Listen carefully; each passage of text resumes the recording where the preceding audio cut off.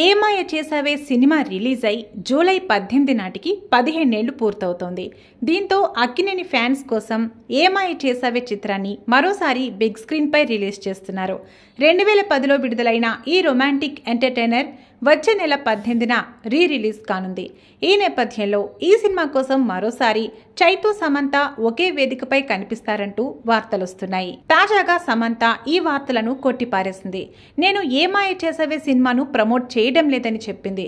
ఈ సినిమా నేను అస్సలు ప్రమోట్ చేయడం లేదు. అయితే ఈ టాక్ ఎక్కడి నుంచి వస్తుందో నాకు తెలియదు.